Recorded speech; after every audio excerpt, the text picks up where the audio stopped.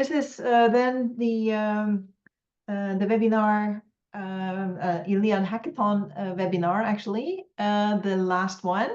It's on Pythonic data harmonization in Iliad. And I give you the floor, Francisco. My name is Bente Liljaby, and I will retreat very shortly now. Thank you. The floor is yours, Francisco.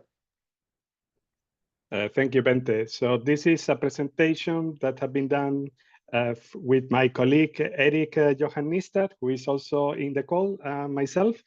And we will try just to basically share with you some preliminary ideas about a different approach to basically achieve data harmonization. And this is done in the context of the Iliad project, which is a project that is financed by the European Union. And its goal is to design a digital twins of the ocean. So, yes. Okay.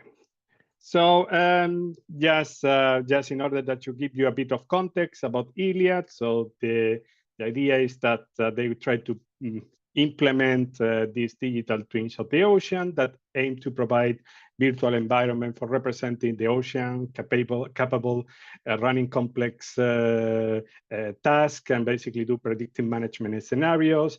And this type of system integrates a lot of type of different data, including sensor data, models, and digital infrastructures. So it's a very complex scenario, right, where you have a lot of data sources that is produced by sensor, by models, simulation models, by data analytic tools. And then, of course, this data must be consumed and make it accessible for users that will take this data in order to do further analysis. So we have on the top these data providers or data sources that we have available, and we have in the bottom different services that Iliad is creating for studying different type of use cases. And we have this part of the services that we are providing in the middle of this picture. This is the semantic harmonization, which is the goal is to try to provide a harmonized representation of all the heterogeneous data that we are collecting and will be consumed for these application services. So just to a matter of clarification, so we distinguish between syntactic harmonization, data harmonization, and semantic data harmonization. So syntactic data harmonization and try to ensure a standardized data structure and format across different systems. And this is basically what many people are doing today. In Iliad, we wanted to go a step further, and we wanted also to ensure semantic data harmonization. So that means that the meaning of the data that basically we are harmonizing is universally understood. So there are no misunderstanding, or there is no ambiguity on how the data is represented. Or you don't need to go to the source of the data provider that basically is responsible of this data to understand the details. So this is what we are trying to achieve in Iliad. So key components in order to, or key ingredients if you want, in order to achieve this semantic data harmonization include, we need to use universal unique identifiers, like for instance, IREs, sorry, to basically have this unique representation of the entities, of the data entities that basically we are collecting. We need modeling language for representing the meaning of the data unambiguously. We need query language for retrieving semantic harmonized data. We need also collections of entities and properties defined unambiguously that help us to basically describe our data. And this is actually done by artifact called ontologies. And then we need also language for specifying how the data that we are collecting, this heterogeneous data with different formatting and different representation, can be semantically harmonized. And of course, you need tools for actually do this. No? So this is basically a summary of key components or key ingredients that foresee is needed for semantic data harmonization. So in case that people in the audience are not familiar with these terms, an ontology is a digital representation artifact that can be interpreted by humans and machines. It defines a digital lingua franca agreed among several people for information exchange. So this is like us today speaking in English and using common terminology in English in order to exchange ideas about, for instance, the topic of this presentation. And the goal of these ontologies is to define unambiguously a collection of terms, including classes or types, relation, and entities.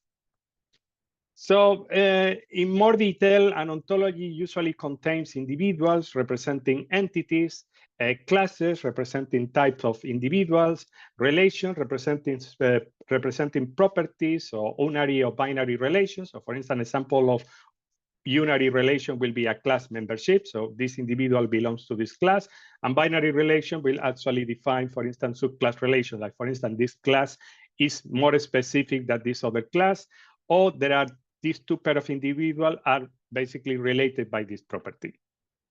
It also includes a hierarchical structure based on this defined subclass relation or subtype relations that is called commonly taxonomy. And usually it's not as only done for this hierarchical structure, is not only done for classes, but also for relations. And in addition to that, we define restrictions over classes and relations in order to determine exactly what are the properties of the individuals that basically belong to a class, and what type of entities we can relate through these relations. And this is actually usually done using a formal language or logic-based language, if you prefer, that is machine interpretable. So this is actually a key difference. So the information we are representing is machine interpretable, which is different to machine readable. So we are based this idea of basically semantic data harmonization. I mentioned that there are several key components, and one is actually the standard that we are using in order to represent and access to this data. So the W3C, which is the organization that defines standards in the web, this is responsible for creating these standards, and some of these standards that we are using in this for semantic harmonization includes the OWL language for modeling ontologies and for modeling information. Then we have the SparkQL query language for retrieve information. We have RDF, which is a graph data model to store and exchange ontologies. And then we have IRIS that is defined in this case by ITF that define the way of how to represent these unique identifiers. So as I mentioned, so we are based on these ontologies. Of course, there are many ontologies available. So in Iliad, we are creating the Ocean Information Model. Also, we'll call it later like OIM. OIM, the Ocean Information Model, it represents a collection of available ontologies that defines relevant terms and design patterns for representing information in the biodiversity domain and specifically in the ocean domain. So the thing is that there is a big collection of ontologies. Many of them are suitable. So we need to make some decisions in order which ontologies will be more suitable for the project Iliad. And many of these ontologies are supported by standardization bodies such as W3C that I introduced earlier, or OGC. So OIM is, as I mentioned before, a key instrument to achieve semantic interoperability in the project Iliad. So as I mentioned earlier, as a part of the key ingredient for achieving semantic interoperability, there is also tools that basically support this work. And then, of course, there are the tools that basically are responsible for storing information in this type of representation using this RDF data model, like the one that I'm listing here. There are also ontology editors that allow you to basically modify the definitions of the classes, the properties that an ontology defines. You have also systems that allow you to create a virtual representation of your semantic harmonized representation of your data without doing the harmonization. And this actually is called virtual SparkQL query system. So that means that you will write queries based on this semantic harmonized schema. And then basically the system will transform these queries into queries that can be read by the data source providers on the original representation of the data. So there is also ontology generators that use a mapping language to basically allow you to do these transformations.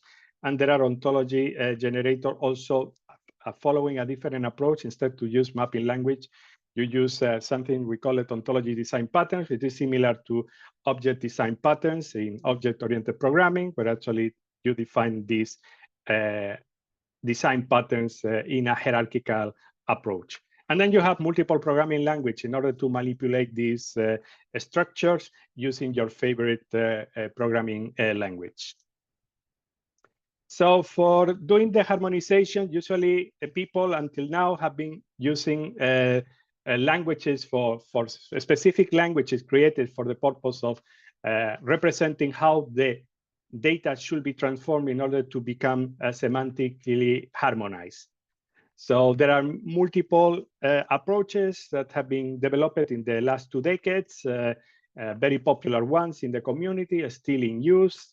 And also we also are observing some work more recent about the idea of creating these design templates that can be instantiated with the data of the data provider in order to produce RDF graph, which is basically in order to produce ontologies.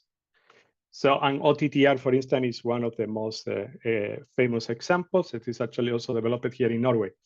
So what are the issues? So if we think in terms of the users, we have it in Iliad. We have people who are familiar with all these technologies, that we call it knowledge engineers. And then we have people who are familiar with the data, to the use of the data and the analysis of the data. And this is actually what typical domain expert and data scientists will represent. And what is the problem? So that basically, in general, data scientists, they are not familiar in depth with the concept of ontologies. They are not familiar with the language that I was describing before for representing these ontologies. They are not familiar with the mapping language in order to use it for transform the data into something that is compliant with Iliad based on this ocean information model. So this is actually knowledge they don't have. And in many cases, it takes a while to really get a good understanding and expertise on all these technologies. So we think maybe perhaps with that we can try to make the life of the domain expert and data science a bit easier by trying to hide some of these details for them.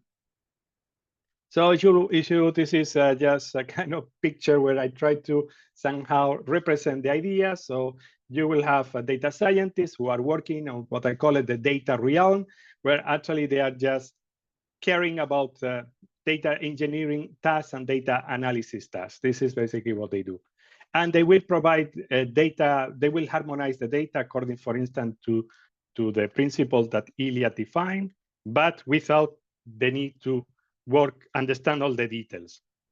And then we have under surface the knowledge engineers. So the people who are working, who are expert on building ontologies, integrating ontologies, and using semantic technology. So this is what I call it the ontologies and semantic technology realm. And the idea is to basically keep these 2 realms as separated as possible. So, in this picture, data science will have the typical roles of data collection, data cleaning, data harmonization, and data analysis.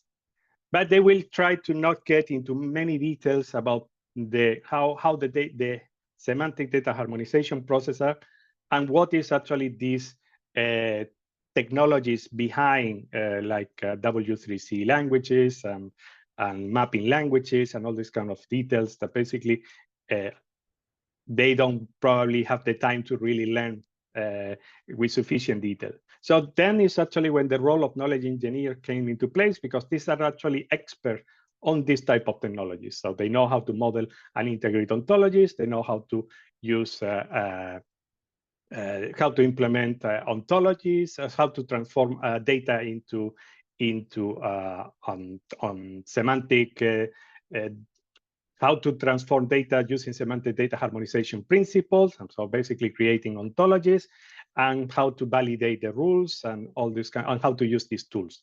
So this is basically the goal. So how we try to do that? So we think that a good way to basically make the life of data scientists easier is to use Python functions, because Python is a well-known programming language in the data engineering and data scientist community. So I think that this is, and it's also well-known also for knowledge engineers. So this is actually a good language that we can use. There are many libraries that help you to do analysis and to do data transformation. So I think that Python could be actually this glue that basically help us to better cooperate between data scientists and knowledge engineers.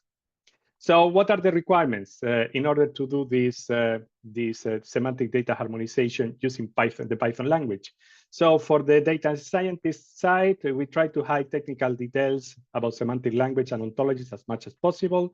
And we try to create a sort of library of Python functions that they can use in order to do common data harmonization tasks. And from the other side, we have also requirements about how to do this semantic data harmonization in Python that is supported by knowledge engineers, which actually require to provide different level of abstraction that hide technical details to the upper levels. So that means the upper functions that data scientists will use, but also we need to create some intermediate levels in order to facilitate maintenance. So we code everything in the intermediate levels, and things change, basically the maintenance process might be a bit complicated. So we need also to hide some details also at the intermediate levels to ensure that maintenance is easier.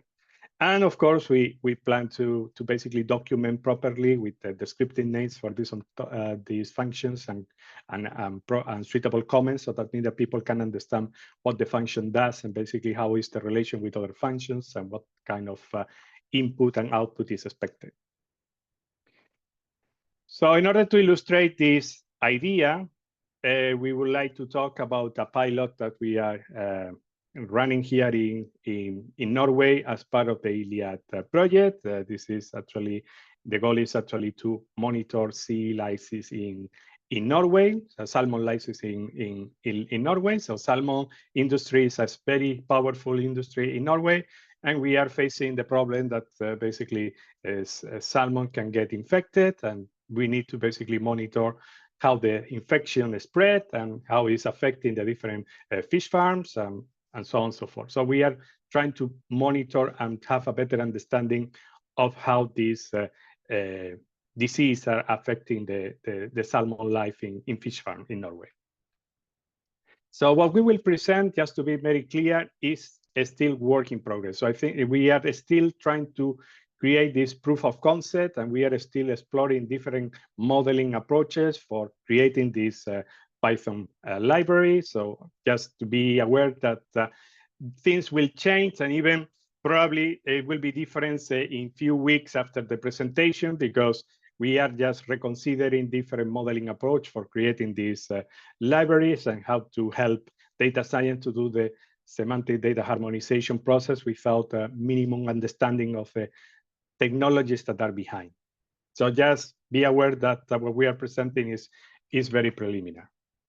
So the idea is that in order so we need data for this pilot, and this data is provided by a Norwegian service provider. It's called BarentsWatch, that is collecting a lot of interesting data for different domains, in particular from the ocean domains, and part of this data that they are collecting is related to fish health, but also to weather conditions, like for instance, wave forecast and things like that. So it's a really interesting service, and this service is for free, which is actually really nice. So this is just a screenshot of the Iliad monitoring service for salmon lice that we are implementing in SINTEF. This is a work done by SINTEF Nord and SINTEF Ocean. We are two institutes that belongs also to SINTEF. And here, basically, we are just trying to graphically represent different locations with different fish farms and try to detect some event. In particular, is the spread of a specific disease is too high with what is actually expected. And we are measuring other type of information, like for instance, sea temperature, which is actually relevant in these cases because this also can affect the opportunity for a particular disease to be spread about different fish farms. So this is just basically a zoom of basically of the screen I was just showing before. And in order to, so for this presentation, we will focus on how we can represent, how we can harmonize sea temperature measurements. So how we do that using the ocean information model and the ontologies that basically are part of the ocean information model. So one of the ontologies that is part of the ocean information model is called the SOSA ontology. This is a W3C recommendation within W3C terms. It means it is a standard that basically W3C have been created with many experts in order to represent the sensor measurements using semantic web languages. So it has been integrated as part of the ocean information model and includes different type of entities or types of data that is actually relevant when you try to represent an observation. So here you will have as relevant types observations that basically represent actions for estimating or calculating a value of a property of a particular entity. You will have a feature of interest that is another way to say that basically we are measuring a particular property of the entity. We are the feature of interest is actually the entity that has the property that we are estimating, and an observable property is basically represent an observable quality, that people call it also quantity kinds, of a particular entity. So we have result values associated to these observations. So this is actually measurements that we be taking as part of the observation. And then we will have also a possibility to associate a time measurement. So basically when the observation was happening. And then, of course, if we have information about the sensor responsible for taking this observation, this is actually another part of the information that SOSA allow you to represent. So as I say, in SOSA terms, basically there is always an observation. So we do an observation and then we associate to this observation different type of information. So we associate at least only one feature of interest. So only one, it can be none, but is you add a feature of interest, which is actually the entity that basically you are making the observation is expected that it's just one single entity. Then you will represent this observation. This observation will be related to an observable property. Are you measuring temperature? Are you measuring wind speed? So this is basically but it should be only one. According to SOSA, then there will be only one sensor involved. There will be only one time, basically when the observation happens. And then, and this is actually something interesting, you can have one or more result values associated to this observation. So a result value usually contains a numerical value and a unit of measure. But I say usually contains because SOSA is quite blurred or ambiguous about, not very concrete on how to represent result values or measurements. So that you have multiple choices and a lot of freedom in order to do that. In the ocean information model, we use another ontology very popular in the industry. It's called QDT. That basically is representing different type of unit of measure, different type of quantity kinds, different type of system of units. So this is a very broad ontology that basically is used in many domains, and for representing the unit of measure associated with a result value or measurement. Basically, we use this ontology. So this is, in short, a bit of context of what we are doing. We are just discussing this pilot, and we are just trying to show you how basically what you need to know in order to understand how the semantic data harmonization of sea temperature measurements is done using the SOSA ontology. So now I will give the floor to my colleague, Eric, who will give you a bit more details about the functions and basically the process that we are following in order to operationalize this semantic data harmonization using a data pipeline system called Dagster, very popular also amongst data engineers, and also pure Python approach. So that is why we call it this session Pythonic, no? Because this is all about Python. Okay, Eric, are you ready? Yes, I'm ready. Okay, I will just move the slide for you. Just let me know. Okay. So Francisco has provided a lot of context to what I'm going to be talking about, and context and background. And I was thinking I would go into more of the specifics and a practical example of how we imagine the use of Python functions in the context of data harmonization. And so in this slide, you can see a Python function. And if you think about the iceberg that Francisco presented in his slide, this would be sort of the top level, the thing that data scientists would be dealing with or would be using. And here we're seeing a function called OIM, for Ocean Information Model, and SOSA observation, sea temperature, degrees Celsius. So obviously this is a very specific function, and this is kind of the idea. We want to keep it really high level and then call other functions that call other functions that in the end will create these triples and graphs that in the end turns into the graph that you want to create.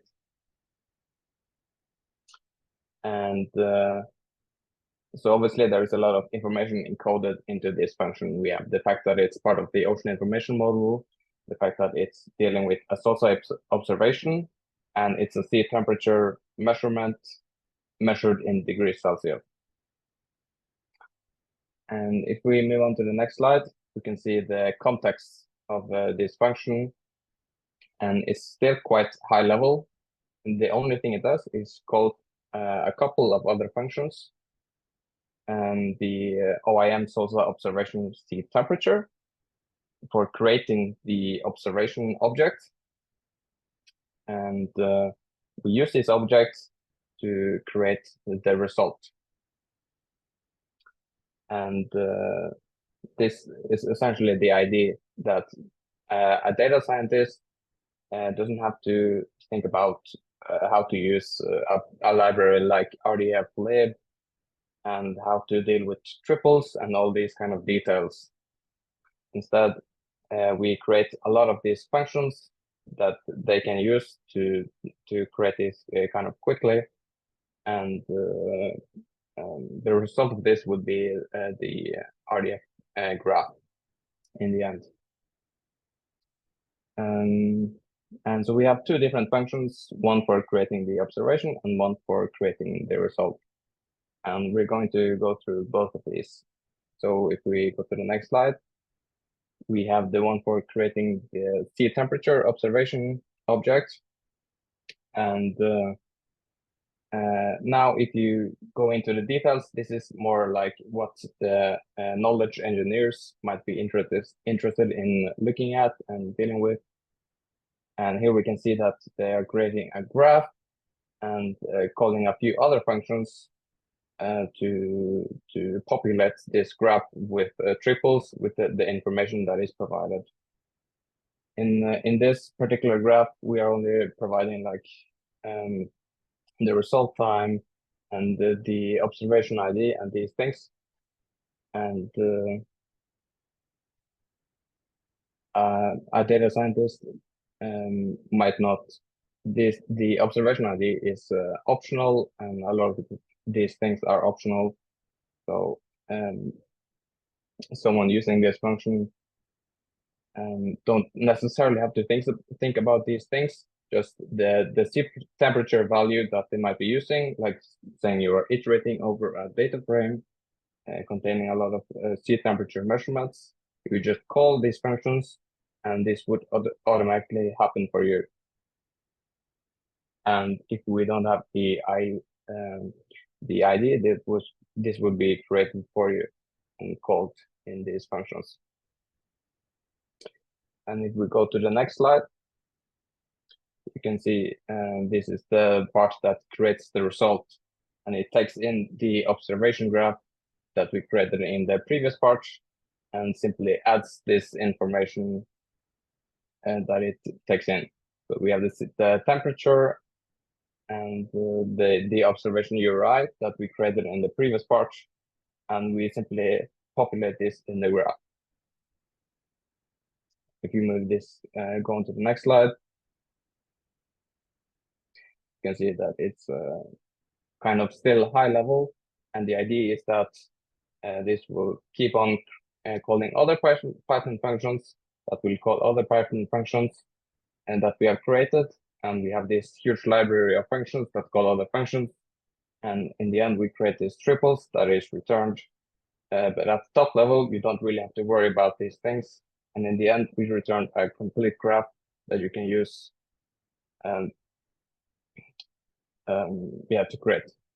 to create the graph essentially. And if we move to the next slide. So I would like to introduce the tool which is Dagster. And Dagster is a Python-based platform for creating, orchestrating, and monitoring data pipelines. And a lot of you may be familiar with the concept of a DAG, but it's a graph concept, which is called a directed acyclic graph.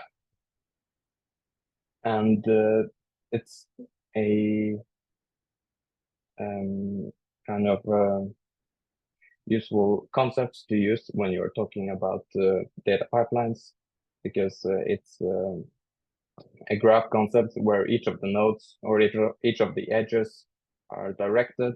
The graphs don't contain any loops or anything like that may go on, and it defines the dependencies between the different tasks. And in this way, we can create a graphs where each of the nodes are different tasks within the graphs. And essentially, in the end, we have a pipeline where each of the nodes are different tasks in the graphs, moving along the graph. And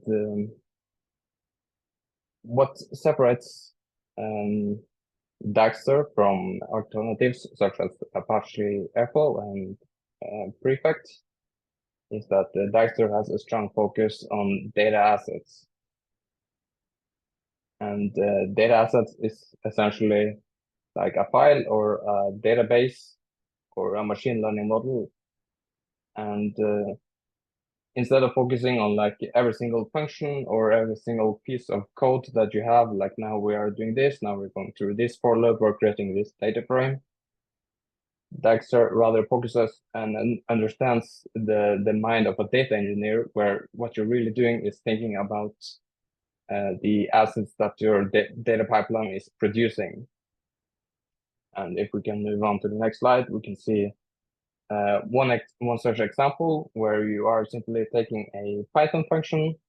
In this case, we are just calling an API and downloading a zip file and storing it locally. And if we just decorate this function with the asset keyword, we can make Python recognize that this is one part of the pipeline. And we can see an example to the right, what it might look like in the UI. And you can move on to the next. And Dagster also allows you to monitor your pipeline, and you can, for instance, schedule it to run weekly or daily if that is something that you like. And you can debug when something goes wrong, for instance. I can move on. All right, so now I want to go through a typical example, which is when, for instance, you have a Jupyter Notebook which has individual steps, and you want to turn this into a pipeline using a tool like Dagster. And here we can see two different steps. one for fetching different sites that you want to have data for, another step that stores this data into a Postgres database. And if you move to the next slide. And so for turning something like this into a Dagster pipeline is quite simple. You just have to take the exact same code that you have in your Jupyter Notebook or in your Python script, and you have to make sure that this is defined as a Python function, as you can see in the next slide. And then you have to decorate it with the asset keyword. And this makes Dagster recognize that this Python function is a part of your pipeline. And if you move on, you might want to define the dependencies between your different tasks, right? Because you have a lot of different tasks. Some tasks have to happen before other tasks. For instance, in this case, we have a task of validating the data before we store it into Postgres. And if you want to do this, all you have to do is do the same step again. You take a code, you turn it into a Python function, and decorate it with the asset function or the asset decorator. And this is the first step. And for the next step, you do the same thing again. Moving on to the next slide. In the asset function, you can define the dependencies of previous tasks. Right, so if you do this, you say that in the depth keyword, I specified that the validate data task should become before this task. And this is recognized by Dagster as becoming before this task. And then, yeah, if you move on to the couple next slides, yes, this is for defining dependencies. And if you want to add a few, if you move to the previous slide, you want to provide like the compute kind or group name, this is not necessary. It's voluntary. If you want to do this, you can see this in the UI as well. If you move on to the next slide, you can see an example of what this might look like in the end in the user interface. And it's quite handy. And moving on. In the end, you might have a pipeline that looks sort of like this. You download some JSON files, you do the validation, and then you store it into different Postgres tables. And then you do these steps of providing these Python functions, which in the end turns it into a turtle file or several turtle files that you might want to add into a triple store, for instance. Moving on. And in order to deploy your pipeline in Dagster, it is quite simple. You simply navigate to the root of your project, and you run a function called Dagster dev. This is assuming you have installed Dagster, obviously, and created a project using Dagster. But it's very easy to use for people who are used to Dagster, or people who are used to Python, sorry. And then you can run something like, or you can run Dagster dev, and you create this service that runs in your user interface, and you can access it and look at your data pipeline. And here you can see an example of what this might look like with the functions or the assets, the data assets that we have defined appearing here in the UI. You move to the next slide.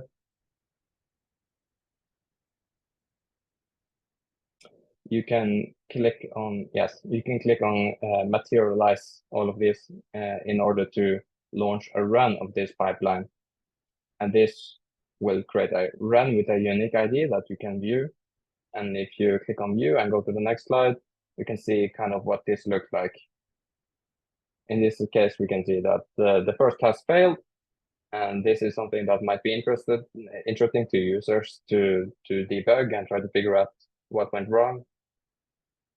And we can do this by clicking on viewable message. And if you move on to the next slide, you can see the message that is provided here and see what went wrong. So this is very common to people who are used with Python. You can see your you can use the same kind of debugging workflow that we're used to and see what went wrong and try to correct it and reload it.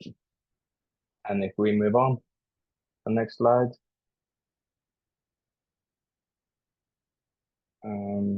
Yes, so here, if you go into your code, okay, you see something went wrong, you try to correct it, you may click on re-execute, and you can click on a specific task.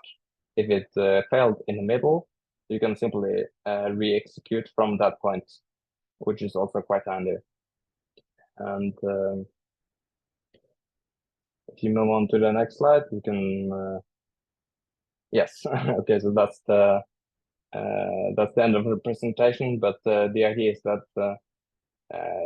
it's kind of easy and recognizable for people who are used to working with Python and working with these kind of things, and that you can find these same things inside Dagster as well.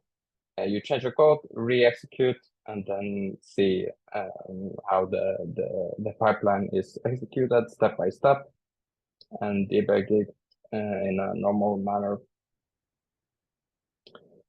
And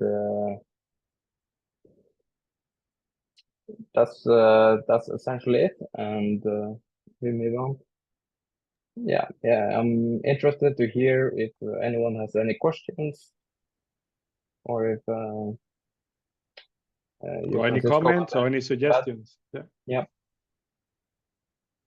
So Bente, we finished. So we are just happy to hear any comments, or if you have any questions, the audience have any question, we will be happy to answer. Oh, yes. So for you in the audience, was that all of this crystal clear?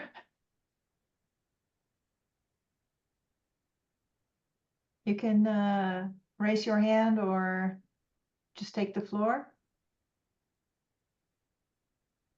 No stupid questions. No, no question is stupid, of course. Yeah. It was a lot to take in. If you are, it depends on what you know already, I suppose. But it was personally, I appreciated it a lot. It will be very useful to revisit and watch again and again the recording of this to really grasp it. But I think this will be a very useful lecture on harmonization. Thank you, Bente. Okay. I don't hear any questions. I don't see any sign of life. So I guess I think we can call it a day. Maybe we could unshare your screen, and maybe let's see how many people are actually listening. We can. Sajid, Sayith. Thank you very much. Let's do a group picture. If everybody turns on the camera, I think we can do a group picture. Can we not?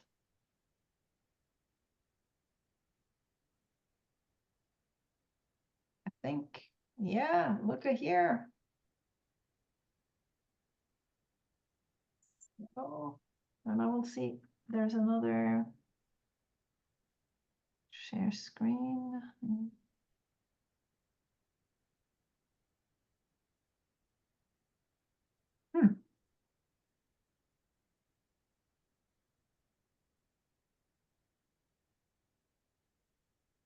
Wow.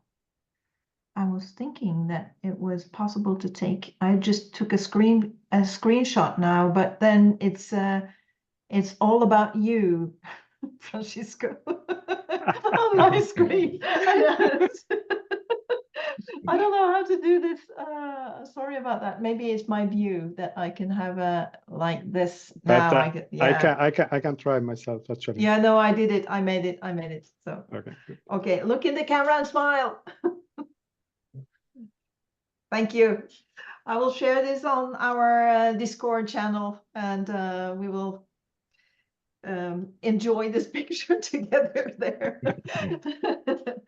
I mean, we are humans, right? This is the point. We are a lot of people here, and that's you know, we are having fun together, even though, and we all like to do some coding and do some technical stuff, but we are also human. So I wanted to share that. Okay, thank you very much, everyone, and I hope to see you online the next couple of days as well, as we are approaching the end. And for those who are hacking, just keep on hacking. Thank you, Bente, for your help.